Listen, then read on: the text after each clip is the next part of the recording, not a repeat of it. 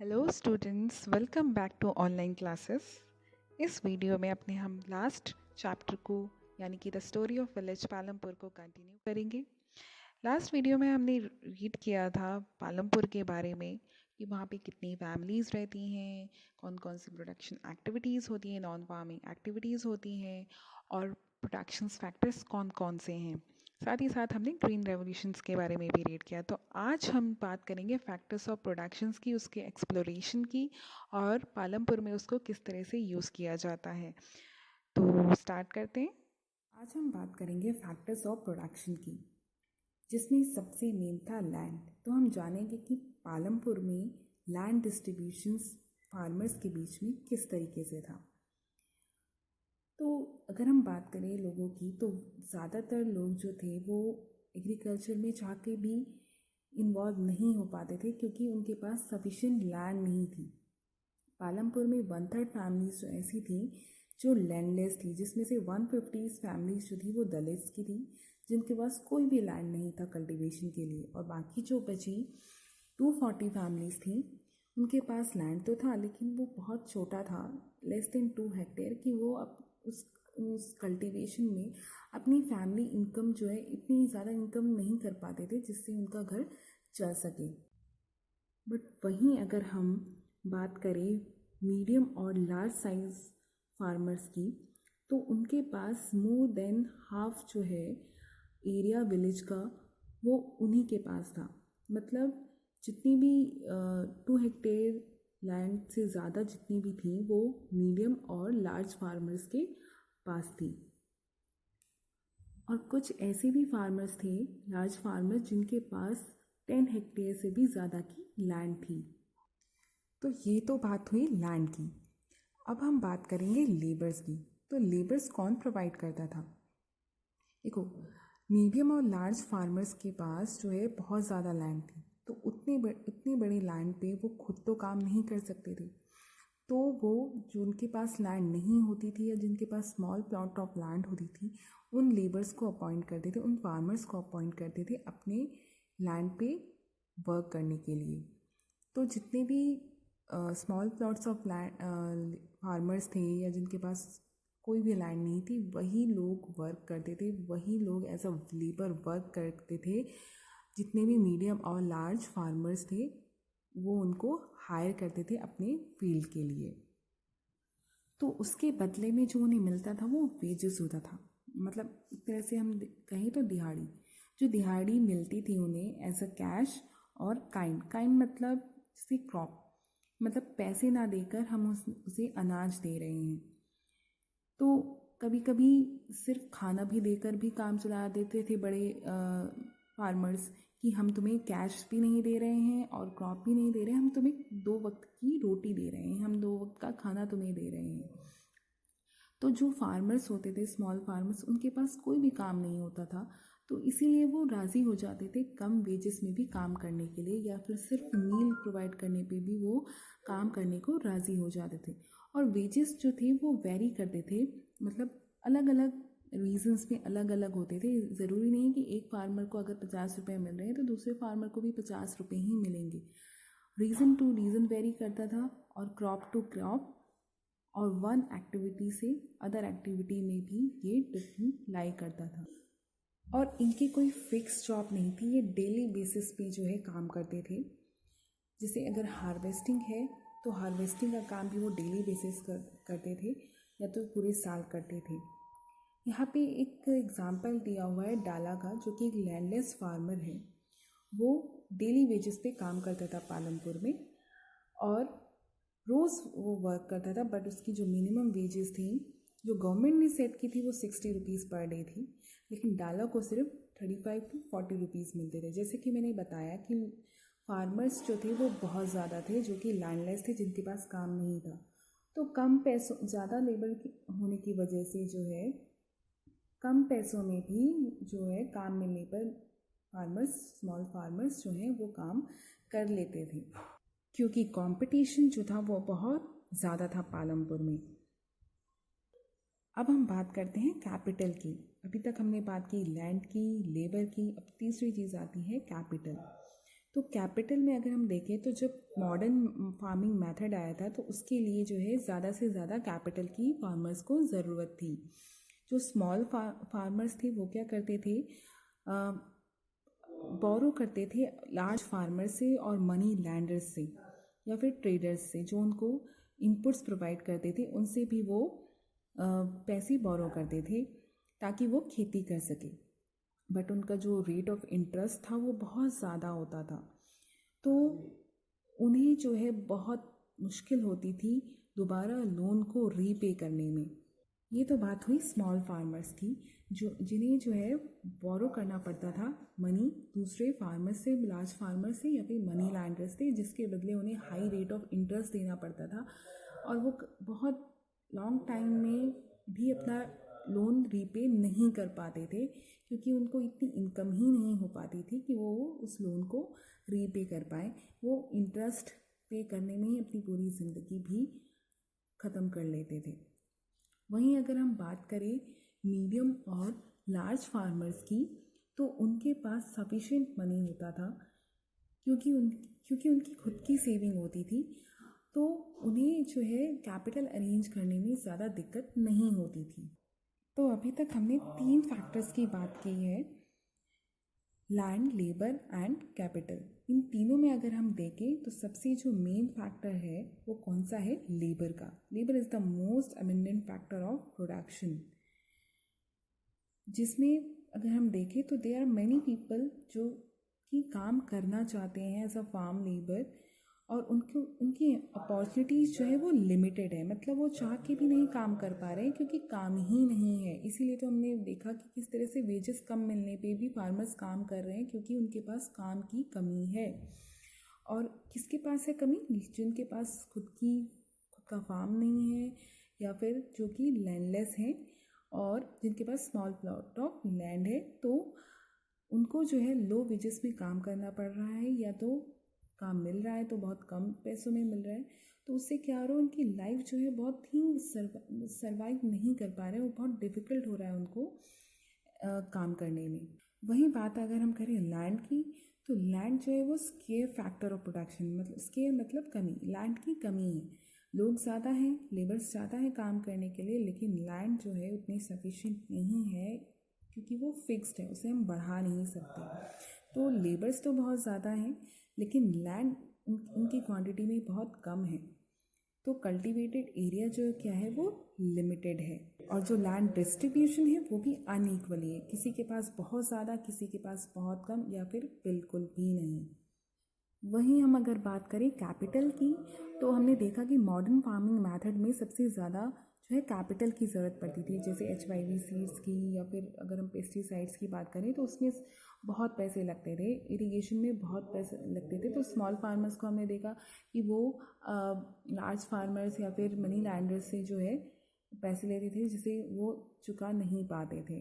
तो अगर हम देखें तो कैपिटल भी बहुत स्केयर फैक्टर है, तो both land and capital R square, land की भी कमी है और पैसे की भी कमी है। बस बेसिक डिफरेंस दोनों में ये है कि लैंड जो है वो नेचुरल रिसोर्स होता है और कैपिटल जो है वो मैन मेड रिसोर्स होता है। तो कैपिटल को तो हम इंक्रीज़ कर सकते हैं लेकिन लैंड को हम इंक्रीज़ नहीं कर सकते क्योंकि वो फिक्स्ड होता है, क्योंकि वो नेचुरल रिसोर्स है। तो हमें जो है लैंड को जो है सेव करना चाहिए, उसकी गुड केयर करनी चाहिए क्योंकि वो नेचुरल रिसोर्स है, उसको हम बढ़ा नहीं सकते। बात करते हैं sale of surplus farm products की। सरप्लस मतलब ज़्यादा, तो हम देखें इसमें एग्जांपल के तौर पे दिया हुआ है कि जो वीट है, वीट हार्वेस्टेड और प्रोडक्शन जब उसकी कंप्लीट हो जाती है तब उसका क्या करते हैं फार्मर्स, क्या करते हैं, they retain a part of the wheat for the family consumption and sale the surplus wheat. कुछ हिस्सा मतलब पूरे साल का जो है अनाज वो अपने घर के लिए पहले रखते हैं, देन उसके बाद जो भी बचता है, जो भी सरप्लस बचता है वो उस वीट को जो है मार्केट में सेल करते हैं। बट अगर हम बात करें स्मॉल फार्मर्स की, तो उनके पास इतनी कम लैंड होती है कि वो सिर्फ अपने ही फैमिली का प्रोड्यूस कर पाते हैं वीट, मार्केट के लिए प्रोड्यूस नहीं कर पा रहे। वहीं अगर हम मीडियम और लार्ज फार्मर्स की बात करें तो मार्केट में यही फार्मर्स जो हैं वीट को सप्लाई करते हैं और कहाँ कैसे सप्लाई करते हैं? The traders at the market buy the wheat and sell it further to shopkeeper in the towns and cities. तो वो ट्रेडर्स को सेल करते हैं वीट। कौन? लार्ज और मीडियम फार्मर्स ट्रेडर को सेल करते हैं और ट्रेडर जो है वो शॉपकीपर्स को सेल करता है जो कि टाउन्स और सिटीज़ में होते हैं। यहाँ पे एक एग्जांपल दिया हुआ है लार्ज फार्मर का, जो कि जिसका नाम है तेजपाल सिंह, जो हर साल जो है 350 क्विंटल वीट प्रोड्यूस करता है अपने लैंड पे और सेल करता है वीट कहाँ? रायगंज मार्केट में, जिससे उसकी बहुत अच्छी अर्निंग होती है। और उस अर्निंग से वो क्या करता है, कुछ पैसे जो है वो अपनी बैंक अकाउंट में सेव करता है और कुछ पैसे जो है वो स्मॉल फार्मर्स को या लैंडलेस फार्मर्स को जो है वो एज अ लोन प्रोवाइड करता है। और जो भी सेविंग बचती है उससे वो नेक्स्ट ईयर में जो है नेक्स्ट सीजन में जो फार्मिंग होती है वो उससे वो सेविंग से वो उस फार्मिंग को करता है। और साथ ही साथ अगर फिर भी पैसे बचते हैं तो उससे इक्विपमेंट्स जैसे कि ट्रैक्टर्स हो गए उसको ख़रीदता है ताकि वो उसको यूज़ कर सके अपने नेक्स्ट फार्मिंग में।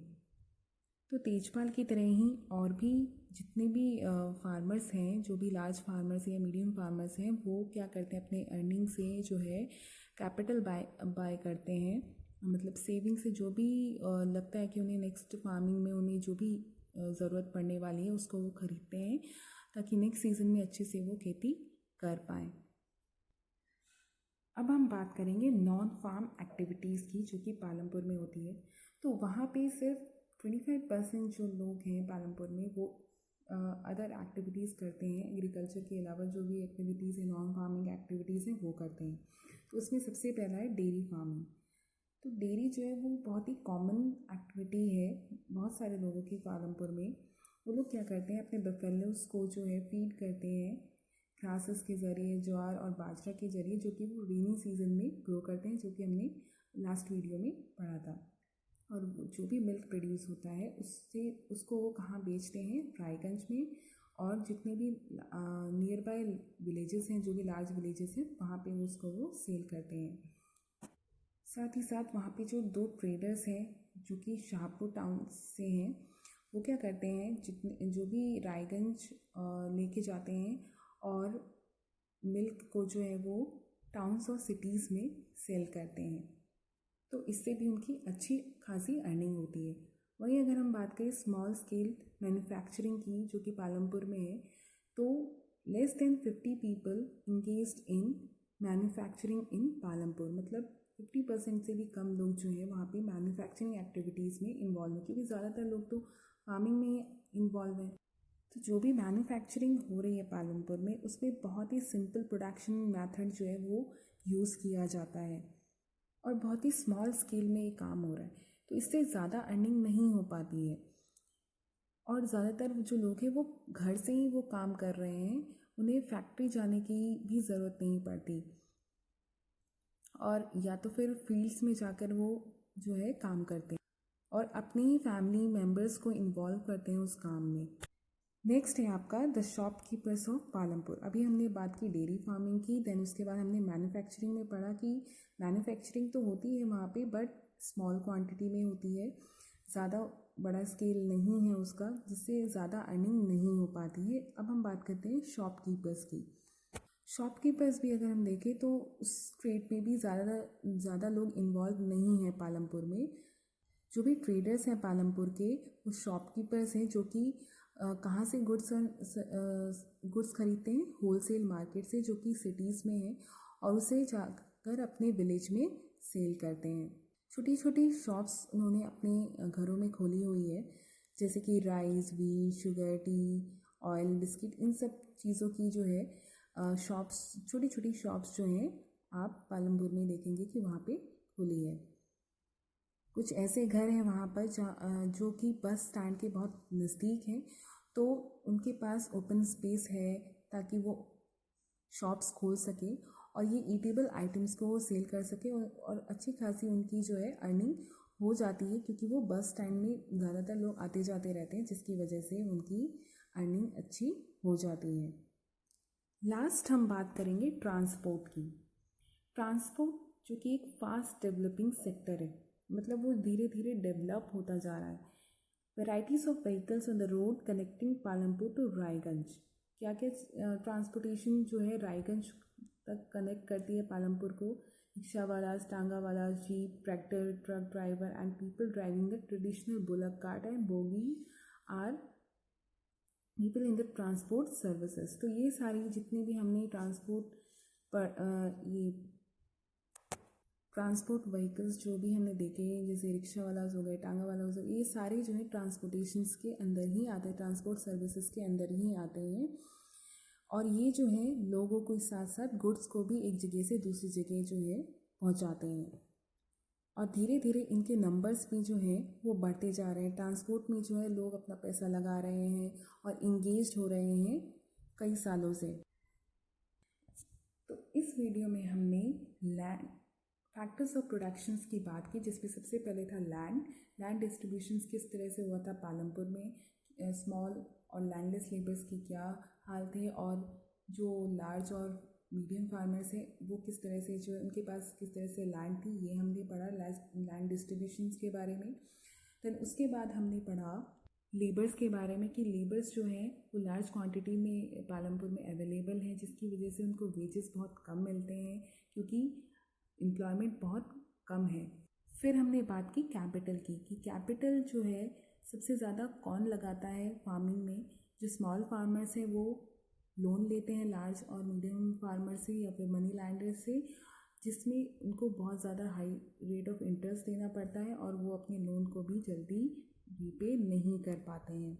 वहीं अगर हम बात करें मीडियम और लार्ज फार्मर्स की, तो वो ज़्यादा से ज़्यादा पैसा जो है वो सेव करते हैं और सेविंग से वो जो है फार्मिंग करते हैं। जैसे मॉडर्न फार्मिंग मेथड हमने ग्रीन रेवोल्यूशन पढ़ा था, HYV सीड्स के बारे में, पेस्टिसाइड्स के बारे में, तो उसमें ज़्यादा पैसा लगाकर वो ज़्यादा से ज़्यादा प्रोडक्शंस करते हैं।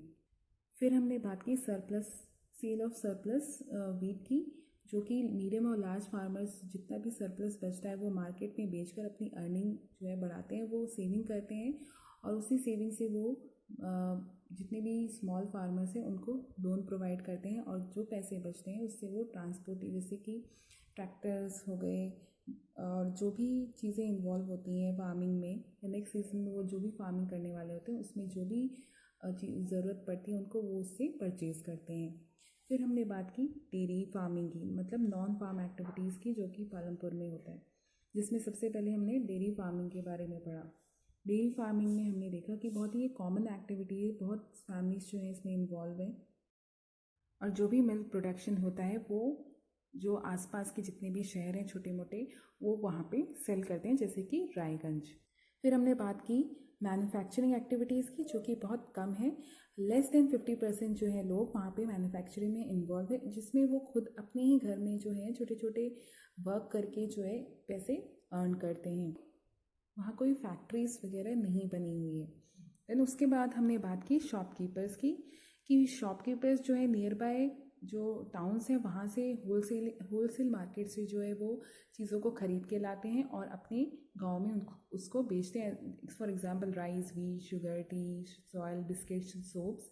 और जो भी बस स्टैंड के पास में जो हाउसेस हैं वो उनके पास अच्छा खासा ओपन स्पेस होता है, तो वो अच्छे खासा शॉप जो है वहाँ पे वो चलाते हैं, जिससे उनकी अर्निंग होती है। फिर हमने बात की ट्रांसपोर्ट की। ट्रांसपोर्ट जो कि एक फास्ट डेवलपिंग सेक्टर है, जो कि अगर हम पालमपुर में देखें तो वहाँ पे भी काफ़ी ट्रांसपोर्ट एक्टिविटीज़ होती हैं, जैसे रिक्शा वाला, टांगा वाला, जो कि पालमपुर से लेकर जो भी स्मॉल टाउन्स आसपास हैं वहाँ तक वो लोग जाते हैं, जिससे उनकी अर्निंग होती है।